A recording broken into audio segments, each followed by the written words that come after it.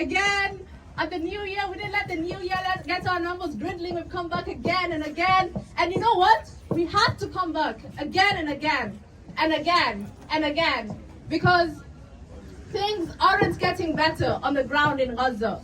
I don't know if any of you have been keeping up with the news, if any of you have watched what happened in the Indonesian hospital in Gaza, how the people who are sheltering there and the sick and injured who are receiving treatment in there were besieged and held hostage by Israeli forces, were tortured and were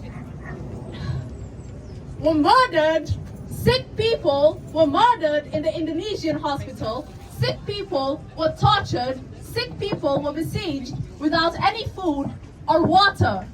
Imagine escaping a bomb, thinking that you've escaped with your life, getting to a hospital, thinking you'll receive treatment over there so that you can begin the shambles of your life that the Israeli regime has made of, and then they don't leave you alone. They hound you to the place where you seek refuge. They hound you to the place where the UN, and I know the UN is not as legitimate as we make it sound, but the world has agreed on that hospitals are sanctuaries. Anyone seeking refuge in a hospital is a refugee and must be treated as such.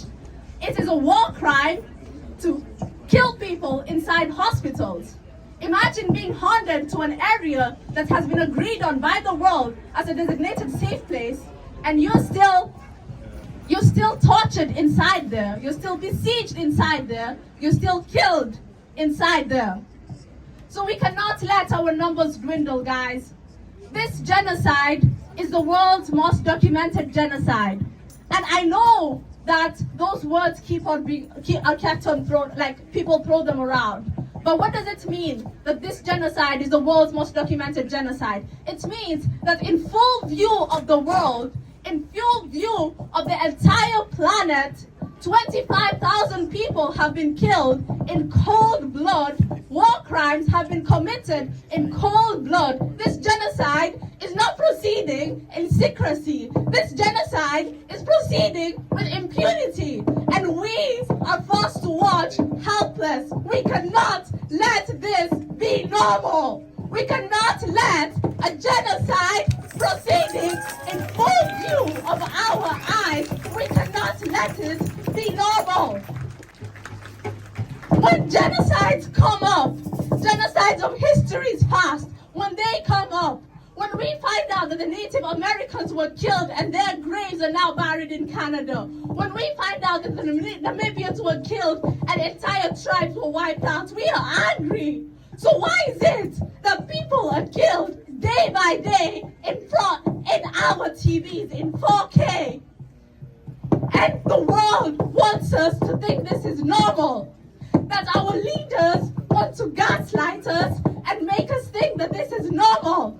That freaking Rishi Sunak can go and talk in an Israeli symposium and say that he stands with them and we cannot call him a criminal. He is a criminal.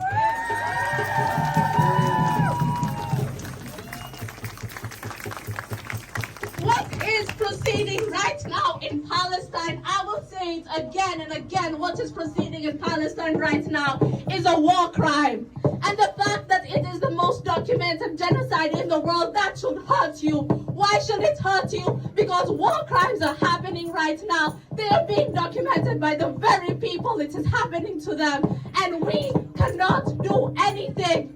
All we can do is raise our voice and do it again and again. So our numbers must be in the thousands over here. We must never dwindle. You must never get tired. We are out more than 100 days. But I swear, even if it is more than 5 years, we cannot stop coming out. We have a freaking duty to come out.